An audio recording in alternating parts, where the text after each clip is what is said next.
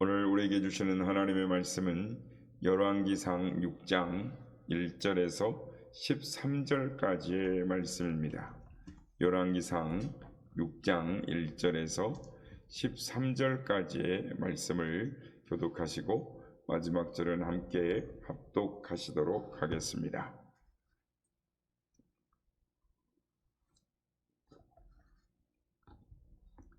이스라엘 자손이 애굽 땅에서 나온 지 480년이요 솔로몬이 이스라엘 왕이 된 지 4년 15월 곧 둘째 달에 솔로몬이 여호와를 위하여 성전 건축하기를 시작하였더라.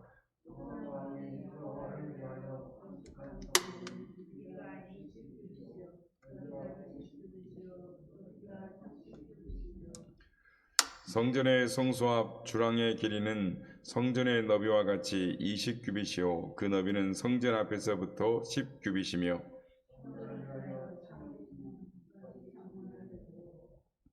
또 성전의 벽 곧 성소와 지성소의 벽에 연접하여 돌아가며 다락들을 건축하되 다락마다 돌아가며 골방들을 만들었으니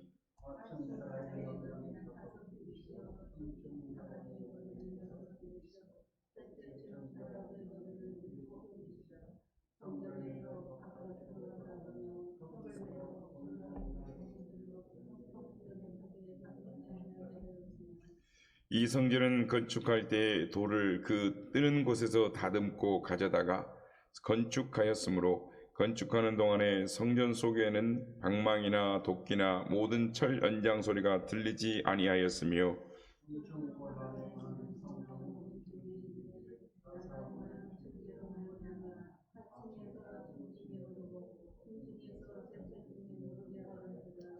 성전의 건축을 마치니라.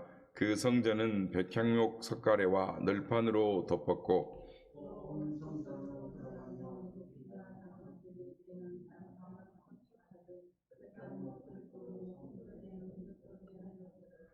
여호와의 말씀이 솔로몬에게 임하여 이르시되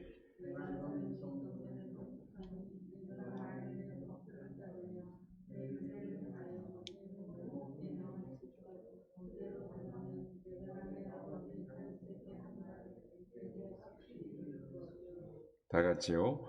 내가 또한 이스라엘 자손 가운데 거하며 내 백성 이스라엘을 버리지 아니하리라 하셨더라. 아멘. 할렐루야. 우리의 예배 가운데 함께 하신 주님을 찬양합니다. 그리고 새벽을 깨워 기도의 향연으로 하나님의 앞에 나오신 모든 성도님들께 하나님의 은혜와 평강이 함께 하시기를 기원드립니다. 출애굽을 한 이후에 가나안에 정착한 이스라엘 백성들의 이 간절한 소망은 바로 성전을 건축하는 것이었습니다. 그래서 오늘 본문 1절은 무엇보다도 먼저 이스라엘 백성들이 애굽에서 나온 지 480년이요라는 말로 이 말씀을 시작하는 것입니다. 다윗 왕도 그렇게 성전을 건축하기를 원하고 또 원했던 성전 공사입니다. 그런데 이 성전 공사가 착착 진행이 되면서 그 외형이 다 완성이 되었습니다. 그리고 9절 말씀에 보면 성전의 건축을 마치니라 라고 말씀합니다. 그러니까 외부 공사가 이제 다 끝났다라는 것입니다. 그리고 14절 말씀부터는 성전 외부는 이제 끝나고 내부 공사를 하는 장면들이 기록이 되어 있습니다. 성도 여러분, 이 조그만 성막 안에서만 하나님께 제사를 드리던 이스라엘 백성들이 성전이 건축된 모습을 바라볼 때 그 마음이 어떠했을까요? 아직 젊은 나이에 솔로몬은 그 성전이 자리 잡은 것을 보면서 그 마음이 얼마나 깊은 감동을 느꼈겠습니까? 그것도 자기를 왕의 자리로 인도하시고 자기의 기도에 응답하시고 그래서 이 하나님이 주신 지혜를 동원하여 그 하나님의 성전을 건축하는 일이 점점 성공적으로 이루어져 가는 것을 보면서 이 솔로몬의 마음이 얼마나 뿌듯하고 기쁘고 감사했겠습니까? 여러분이 만일 솔로몬 같은 위치에 놓여 있다면 여러분의 마음은 어떠할 것 같습니까?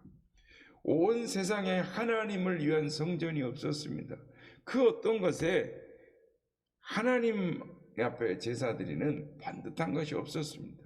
성막만 있었고 산당에서 제사만 드리는 이 고작 그런 조그마한 곳 하나님을 예배하는 곳이었는데, 이제 솔로몬이 외부 공사를 아름답게 건축을 해놨으니 솔로몬이 하나님께 어떤 말을 듣고 싶었겠습니까? 이스라엘 백성들이 동원되고 두로와 시돈 왕, 그래서 두로와 시돈에서 백향목과 좋은 잣나무 제조를 살아다가 온 백성들, 다른 나라 사람들까지 다 동원해서 성전을 정성껏 건축한 솔로몬에게 솔로몬이 하나님께 이 칭찬의 말을 듣는 것을 기대하는 것은 어쩌면 인간이기 때문에 당연한 기대감일 수 있을 것입니다. 우리들도 나름대로 하나님께 최선을 다해서 뭔가를 하게 되면 우리도 하나님 앞에 기대가 됩니다.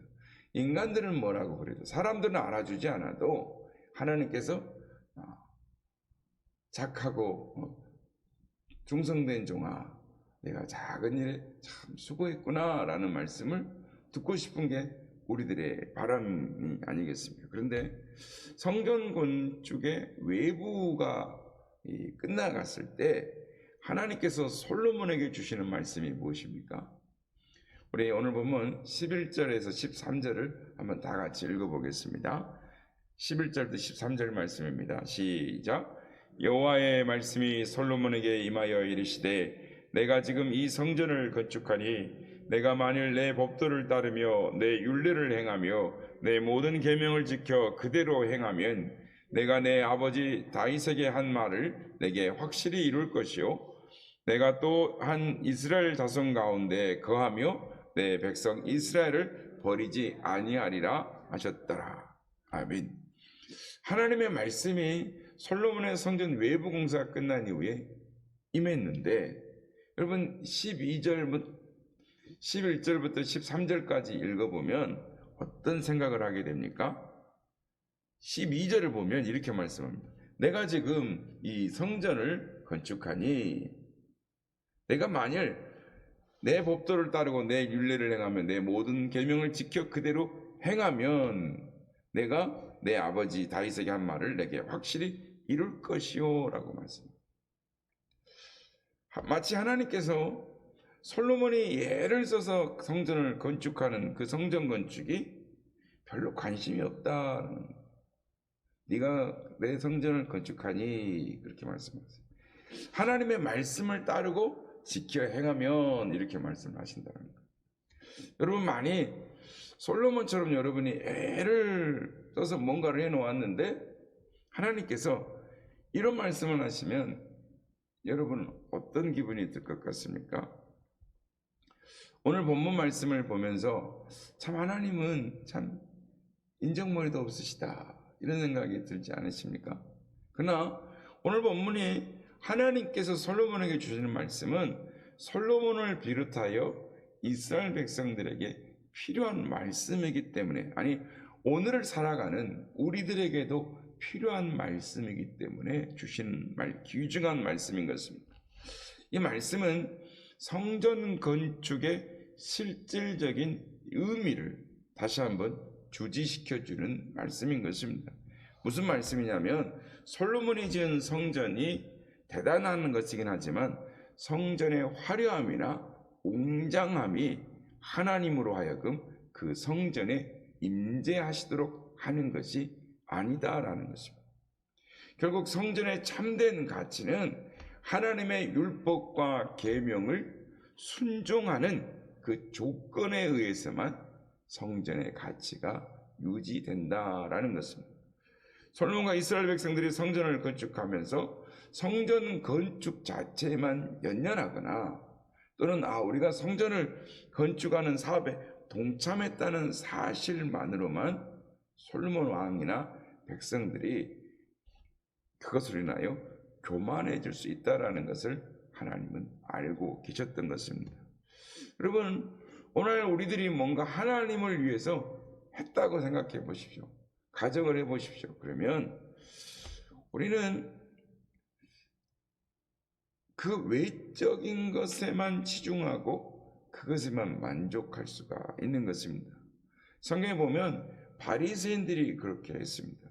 외적인 어떠한 것을 준수한 사실로만 만족을 한 것입니다. 안식일을 문자 그대로 지켰다고 해요. 스스로 만족하면서 다른 사람들을 정죄했습니다.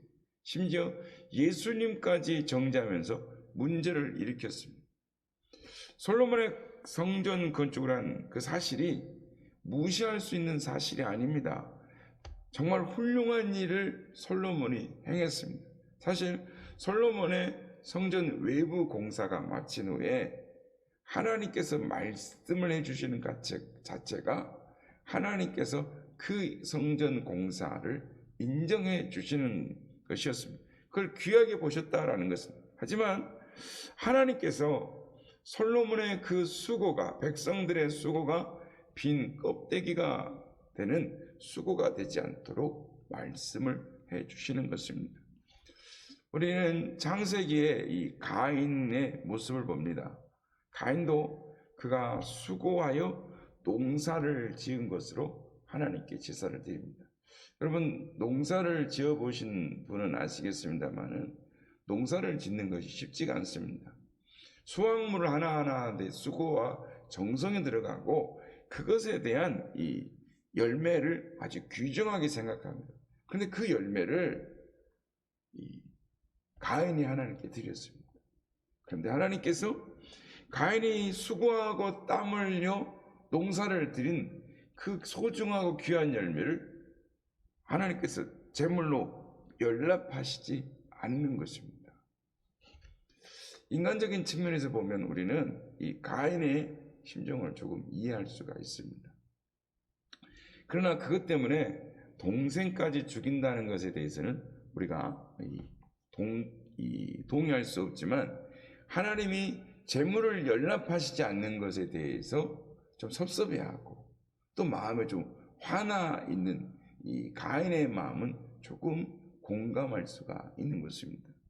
그런데 창세기 4장에 보면은 가인이 아벨을 죽이기 전에 그 재물이 연락되지 않는 것을 통해서 가인이 분해하는 것을 보면서 하나님께서 가인에게 말씀하시는 말씀이 있습니다.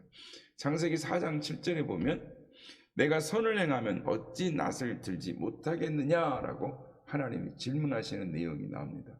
여러분, 이것이 무엇을 의미하는 말씀이겠습니까? 하나님께 나도 뭔가를 했다라는 것이 중요한 것이 아니라 내가 어떤 자세를 갖추고 어떻게 했느냐라는 것이 정말 중요하다라는 것입니다. 하나님께서는 솔로몬에게 성전을 건축하면서 무엇보다도 중요한 것이 하나님의 말씀에 순종하는 것을, 그 자세를, 그 마음을 유지하는 것이 중요하다라고 강조하시는 것입니다. 우리가 이 세상을 사는 동안에 교육자로 또는 장로로, 권사로, 집사로 또는 교사로, 성가대원으로 수고할 수 있습니다. 그런데 그 수고함에 있어서 무엇보다도 중요한 것은 하나님의 말씀에 대한 순종, 하나님을 사랑하는 마음, 경외하는 마음이라는 것입니다. 하나님께서 솔로몬에게 다윗과 맺은 이 약속, 언약을 상기시키십니다. 하나님께서 다윗과 그 후손에게 주신 약속, 그 놀라운 약속이 성전을 건축하는 것 때문에 유지되는 것이 아니라는 것입니다. 하나님의 말씀에 지켜 행하면, 즉 순종하면 그 다윗과 맺은 약속을 유지시켜 주신다라고 가르치고 계시는 것입니다. 우리가 오늘 보면 13절에서 볼 수 있는 약속은 곧 이스라엘 백성들을 버리지 않고 이스라엘 가운데 하나님께서 거하시겠다라는 약속도 마찬가지다라는 것입니다. 하나님께서 이스라엘 백성들이 성전을 건축한다고 해서 이스라엘 가운데 거하시는 것이 아니라 하나님의 말씀을 순종할 때 이스라엘 가운데 거하시겠다라고 말씀을 하시는 것입니다. 우리는 이 열왕기상 6장을 읽으면서 정말 솔로몬이 성전 건축을 위해 수고하는 것을 볼 수 있습니다. 7절을 보면 돌 뜨는 곳에서 돌을 다듬어다가 성전 안에서는 방망이나 도끼 소리가 들리지 않도록 하는 온갖 수고와 정성을 다합니다. 그러나 그 모든 수고보다 더 중요한 것이 하나님의 말씀에 순종하는 사실이라는 것을 우리는 기억해야 하는 것입니다. 우리는 예수님께서 마르다와 마리아의 집을 방문했을 때의 사건을 기억합니다. 주님을 대접하기에 있었던 마르다, 그리고 말씀을 듣고 있던 마리아의 그 둘의 얽힌 사건을 보면서 그 수고하고 애쓰는 마르다에게 주님께서 조금 너무하신 것은 아닌가라고 말씀하는 분들이 있습니다. 하지만 주님은 마리아가 좋은 편을 선택하였으니 빼앗기지 아니하리라 라고 말씀을 합니다. 우리가 여러 가지 노력을 하고 수고를 다하고 애를 쓰는 것도 중요하지만 하나님의 말씀을 듣고 순종하는 것이 그 근본에 없다면 아무것도 아니다라는 것을 주님이 말씀하시는 것입니다. 화려함과 웅장함으로 따지면 솔로몬의 지은 궁전과 성전 이 둘 중에 어느 것이 더 웅장하고 화려하겠습니까? 열왕기상 6장 38절을 보면 솔로몬이 성전을 건축하는데 7년이 걸렸다고 그럽니다. 그런데 왕궁을 건축하는 데는 13년이 걸렸다라고 말을 하는 것입니다. 솔로몬이 지은 성전의 규모가 그렇게 큰 것이 아니라는 것입니다. 하나님께 제사를 드리는 그 성전 자체가 뭐 얼마나 규모가 크겠습니까? 화려함과 웅장함으로 따지면 솔로몬의 이 왕궁에 비할 것이 못 되는 것입니다. 하나님께서 머무는 것이 솔로몬의 궁전의 웅장함보다 못하다라고 해서 하나님이 책망하는 것이 아닙니다. 아무리 성전이 화려하고 웅장하더라도 하나님이 임재하시는 것은 그 화려함의 그것 때문이 아니라 하나님의 말씀에 순종함에 있다라는 것입니다. 성도 여러분, 오늘 우리에게 하나님이 주시는 말씀은 우리가 무엇을 하는 것이 중요한 것이 아니라 그것보다 더 우리 마음의 근본에 있어서 하나님의 말씀을 순종하려고 하고 하나님을 더 사랑하려고 하고 하나님을 경외하여 하나님의 뜻에 순종하려고 하는 그것을 하나님이 귀하게 보신다라는 것입니다. 오늘도 하나님을 더 사랑하고 하나님 말씀 앞에 순종하여 나의 작은 수고와 헌신이 하나님 앞에 기쁨이 되고 하나님께 드려지는 오늘 하루가 되시는 우리 모두가 다 되시기를 예수님의 이름으로 축복합니다.